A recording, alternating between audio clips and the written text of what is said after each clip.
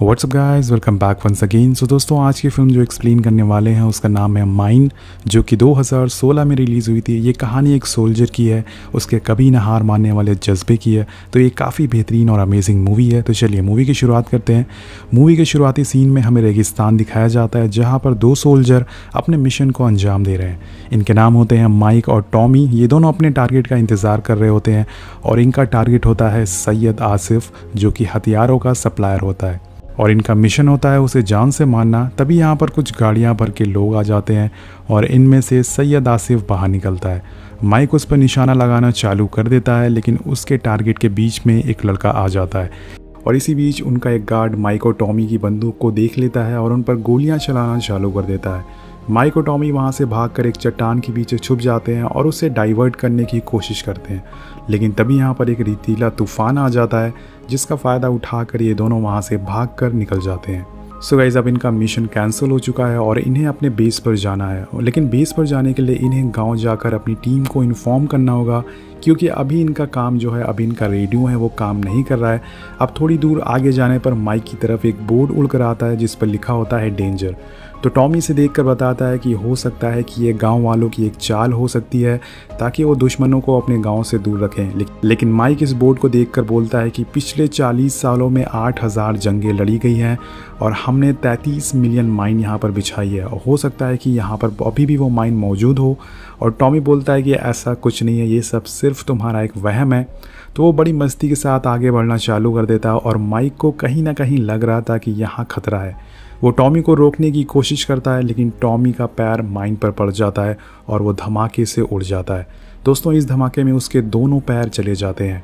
अब वो माइक से मदद मांगता है, लेकिन माइक नोटिस करता है कि उसका पैर भी माइन पर पड़ चुका है और वो अपना पैर आगे नहीं बढ़ा सकता, क्योंकि अगर उसने बढ़ाया तो वो भी मारा जाएगा।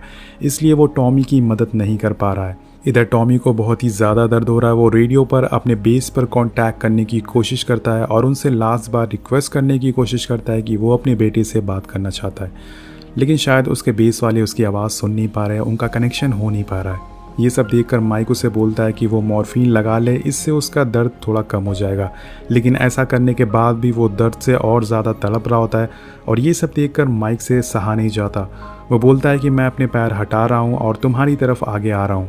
माइक कहता है कि ये बहुत ही पुरानी माइन है, हो सकता है कि ये ना फटे और मैं बच जाऊं और तुम्हारी मदद के लिए आगे आ रहा हूं मैं। लेकिन टॉमी नहीं चाहता कि उसकी वजह से माइक की भी जान जाए, इसलिए वो अपनी बंदूक निकालकर अपने आप को गोली मार लेता है।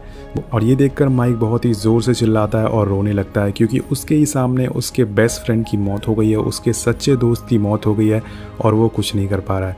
अब थोड़ी देर होने के बाद वो अपने आप को शांत करता है और इस सिचुएशन से कैसे निकल सकता है इसके बारे में वो सोचता है। वो एक कुल्हाड़ी से टॉमी के पास रखा हुआ बैग अपने पास खींचता है और उसमें से रेडियो निकालता है, लेकिन रेडियो की बैटरी ख़त्म हो चुकी है और जो उसकी बैटरी है वो टॉमी के पॉकेट में है। लेकिन यहाँ पर माइक अपने रेडियो को सोलर पैनल से चार्ज करने की कोशिश करता है और लकीली वो थोड़ा बहुत चार्ज हो जाता है, जिसके बाद वो अपने बेस पर कांटेक्ट कर लेता है और उनसे मदद मांगता है। वो बोलता है कि मेरा एक साथी जिसका नाम टॉमी है, उसका पैर माइन पर पड़ चुका है और उसके साथी मारा जा चुका है। वो उनसे तुरंत मदद के लिए रिक्वेस्ट करता है और उसका जो सीनियर होता है वो उसे पूछता है कि तुम्हारे मिशन का क्या हुआ। वो बताता है कि मेरा मिशन फेल हो चुका है। उसका सीनियर बोलता है कि अभी तुम्हारे पास हम हवाई मदद या फिर चॉपर नहीं भेज सकते, क्योंकि उस जगह पर बहुत ही ज़्यादा रेतीले तूफान आ रहे हैं, तो हो सकता है चॉपर भी क्रैश हो जाए। लेकिन हमारी टीम बॉर्डर पर ही है, वो तुम्हारे पास पहुंच जाएगी, लेकिन उसके लिए तुम्हें करीब 52 घंटे इंतज़ार करना होगा।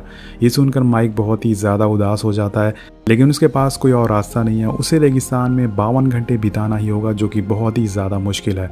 वो अपनी घड़ी में 52 घंटे का टाइमर सेट कर देता है और उसके पास ना तो यहाँ पर खाना है और ना ही सही से पीने के लिए पानी है।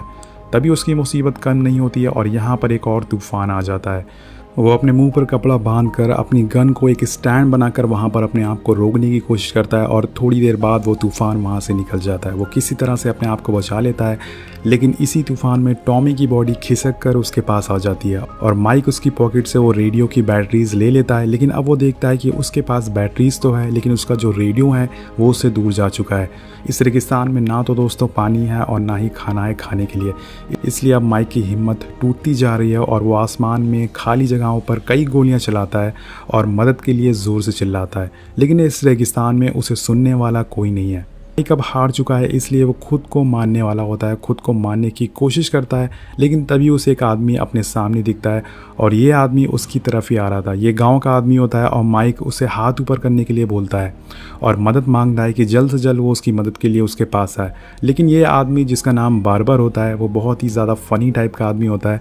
वो माइक से पूछता है कि तुम खड़े क्यों हो, घर जाओ अपनी फैमिली के पास। माइक उसे समझाता है कि उसके पैर माइन पे पड़ चुका है और जैसे ही वो यहाँ से निकलेगा वो उड़ जाएगा। बार्बर उसका मजाक उड़ाता है और बोलता है कि सच में तुम्हें लगता है तुम्हारे पैर माइन पे पड़ चुका है। दोस्तों यहाँ पर हम देखते हैं कि वो बार्बर जिगजैग पोजीशन में चल रहा था ताकि उसका पैर माइन पर ना पड़े। वो माइक के पास आता है और माइक उसे अपना एक बॉटल देता है और उसमें पानी लाने के लिए बोलता है। माइक उससे अपना रेडियो भी मांगता है जो कि उससे थोड़ी दूर पर पड़ा होता है, लेकिन बार्बर बोलता है कि रेडियो की कोई ज़रूरत नहीं है, उसमें ना तो म्यूज़िक बजेगा और ना ही तुम डांस कर पाओगे। यहाँ पर वो उसका मजाक उड़ाता है और वो बिना रेडियो दिए ही वहाँ से चला जाता है। थोड़ी देर होने पर वहाँ पर उसी आदमी की बेटी आती है जो कि पानी का बॉटल लेकर आती है। अब माइक को पानी पीकर थोड़ी राहत मिलती है और वो उसका शुक्रिया अदा करता है। वो लड़की माइक को एक सोल्जर बॉय देती है और माइक भी उसे अपनी पॉकेट से एक सोल्जर टॉय निकाल कर देता है जो कि उससे यहीं रेगिस्तान में मिला था। अब माइक उससे भी रेडियो लाने के लिए बोलता है जो कि उससे थोड़ी दूर पर है, लेकिन वो भी बिना रेडियो दिए वहाँ से भागकर चली जाती है। हम देखते हैं कि अभी भी 38 घंटे बचे हुए हैं माइक को बचाने के लिए और अब रात हो चुकी है। माइक बहुत ही ज़्यादा थका हुआ है, उसे अपनी फैमिली की याद भी आ रही है। वो अपने फ़ोन में कुछ गाने सुनता है और अपनी फ़ोन में अपनी वाइफ की फ़ोटोज़ देखने लगता है, जिसे देखकर वो बहुत ही ज़्यादा इमोशनल हो जाता है। वो फ़ोन में उसकी वाइफ की एक वीडियो होती है जिसमें वो बोल रही थी, माइक तुम जहाँ भी हो सेफ़ रहना और जल्दी से मिशन ख़त्म करके मेरे पास आ जाओ, मैं तुम्हारा वेट कर रही हूँ। उसकी वाइफ मजाक करती है कि अगर तुम नहीं आए तो मैं किसी और से शादी कर लूँगी। और ये सब देखकर माइक बहुत ही ज़्यादा इमोशनल हो जाता है। वो आंखों से आंसू उसके गिरने लगते हैं। यहाँ पर वो आग जलाता है और अपने आप को सोने से रोकने की कोशिश करता है, लेकिन इतना ज़्यादा वो थक चुका है, इस वजह से उसकी आंख लग जाती है। और जैसे ही दोस्तों उसकी आंख लगती है, वहाँ पर जो आग होती है वो बुझ जाती है और यहाँ पर हम देखते हैं कि कुछ भेड़ियों की आवाज़ से वो दोबारा उठ जाता है। वो उन भेड़ियों को भगाने के लिए कई गोलियाँ चलाता है और इसी बीच एक माइन फट जाती है और इस माइन के फटने से वहाँ पर जो सारे भेड़िया हैं वहाँ से भाग जाते हैं, जिससे कि माइक की जान बच जाती है। अब माइक को यहाँ पर एक दिन बीत चुका है और सुबह हो जाती है और सुबह होते ही हम देखते हैं कि वही आदमी माइक के पास दोबारा आता है और माइक का नाम पूछता है। तो नाम जानने के बाद वो माइक से पूछता है कि तुम्हारे नाम का क्या मतलब है, कि एक जगह पर खड़े रहो, आगे मत बढ़ो। एक्चुअल में दोस्तों वो माइक से बार बार बोल रहा था कि तुम्हें आगे बढ़ना चाहिए, तुम्हें अपने कदम बढ़ाना चाहिए, लेकिन माइक जानता है कि अगर वो अपने कदम बढ़ाएगा तो वो मारा जाएगा। अब इस बार माइक उससे दोबारा रेडियो मांगता है और इस बार वो रेडियो से मिल जाता है। अब जाते जाते लास्ट बार वो आदमी माइक से दोबारा बोलता है कि अपने कदम आगे बढ़ाओ, तुम्हें अपने कदम आगे बढ़ाना चाहिए, तुम्हें कुछ नहीं होगा। लेकिन माइक उसकी बात नहीं सुनता है और वो आदमी वहाँ से चला जाता है। इसके बाद अब माइक को हेलुसिनेशन होना चालू हो जाता है और वो टॉमी को जिंदा होते हुए देखता है और टॉमी उससे बोलता है कि तुम अभी भी यहीं खड़े हो, चलो घर चलो, तुम्हारी वाइफ जेनी तुम्हारा वेट कर रही है। वो उससे उसके कदम आगे बढ़ाने के लिए बोलता है, लेकिन दोस्तों माइक ऐसा नहीं करता। अब रात हो चुकी है लेकिन अभी भी माइक को टॉमी दिखता है। टॉमी उसे बोलता है कि तुमने अपनी लाइफ में बहुत सारी गलतियां करी हैं। एक्चुअल में माइक को अपनी पास्ट की सारी गलतियां याद आती है कि उसने अपनी वाइफ के साथ अच्छे से बिहेव नहीं किया, उसने बहुत सारे लोगों से लड़ाई करी बेवजह और वो इन सब रिश्तों को सही कर सकता था। यहाँ पर टॉमी उसे बोलता है कि तुम्हें जेनी के साथ रहना चाहिए जब उसको तुम्हारी सबसे ज़्यादा ज़रूरत थी, तुम उसे छोड़कर यहाँ चले आए। अब माइक को अपनी सारी गलतियों का एहसास होता है जो कि उसने पास्ट में करी थी, लेकिन अब वो सारी गलतियों को माइक ठीक करना चाहता है, लेकिन अभी वो रेत में फंसा हुआ है, वो घर नहीं जा सकता। लेकिन तभी उसे पता चलता है कि उसके आसपास दोबारा भेड़िए आ चुके हैं और उनकी संख्या बहुत ही ज़्यादा है। ये भेड़िए दोस्तों टॉमी की बॉडी को उठाकर यहाँ से ले जाते हैं और तभी यहाँ पर एक माइन फटता है और कुछ भेड़िए यहाँ से भाग जाते हैं। लेकिन अभी भी कुछ भेड़िए यहाँ पर बचे हुए हैं जो कि माइक पर हमला कर देते हैं। अब माइक उन्हें बड़ी बहादुरी से मार गिराता है। वो जैसे जैसे इन भेड़ियों को मार रहा था वो और ज़्यादा हेलुसिनेशन में जाता जा रहा था। वो उन भेड़ियों को अपना दुश्मन समझता है और एक एक करके सभी भेड़ियों को जान से मार देता है। लेकिन अभी भी वो इमेजिन कर रहा है कि वो एक क्लब में है और वहाँ पे वो एक वेटर से एक बियर मांगता है। लेकिन तभी दोस्तों उसकी आँख खुल जाती है और उसको रेडियो पर सार्जेंट का मैसेज आता है।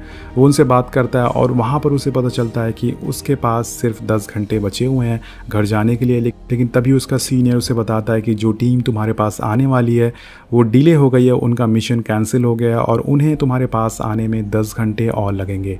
मतलब कि अब उसे 17 घंटे और वेट करना पड़ेगा इस रेगिस्तान में खड़े खड़े अपने आप को बचाने के लिए। जैसे माइक की हिम्मत टूटने लगी है और वो गिरने लगता है, लेकिन तभी वहाँ पर वही आदमी आ जाता है और माइक को गिरने से बचा लेता है। वो बोलता है कि तुम्हें हिम्मत नहीं हारनी चाहिए, मेरा भी पैर एक बार माइन पे पड़ चुका है और मैंने अपना पैर गंवा दिया था। उस टाइम बस मैं यही सोच रहा था कि मेरा एक पैर ना होने की वजह से मैं फ्यूचर में क्या करूँगा। जब मुझे हॉस्पिटल ले जाया गया तो मैं बहुत ही ज़्यादा डरा हुआ था।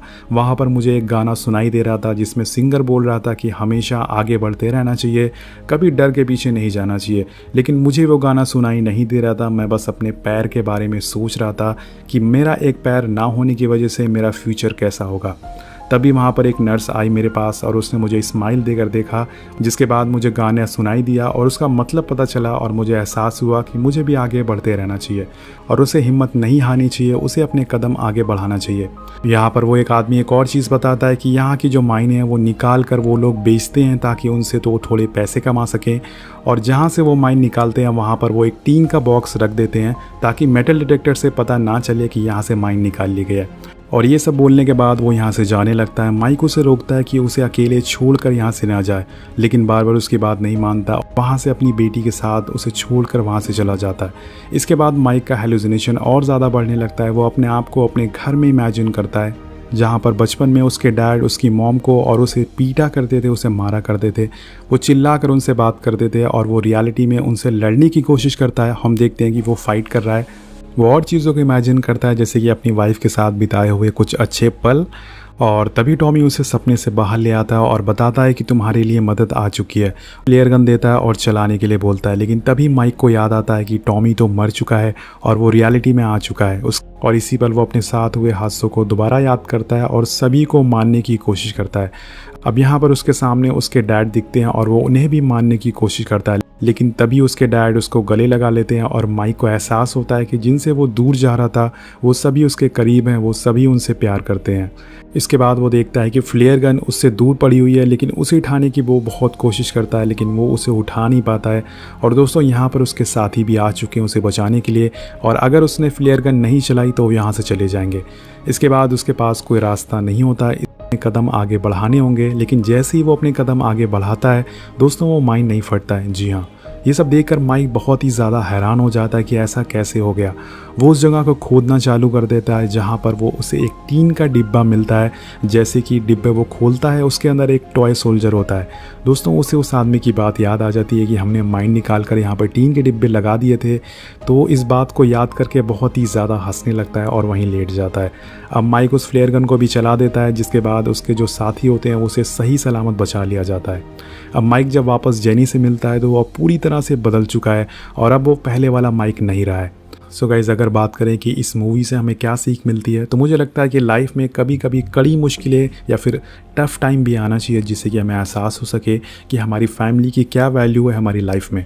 आपको मूवी कैसी लगी नीचे कमेंट करके ज़रूर बताइएगा, और इस तरह की अगर और फिल्में देखना चाहते हैं तो नीचे कमेंट ज़रूर करिएगा। मिलते हैं आपसे अगली वीडियो में। Thank you so much watching, peace out.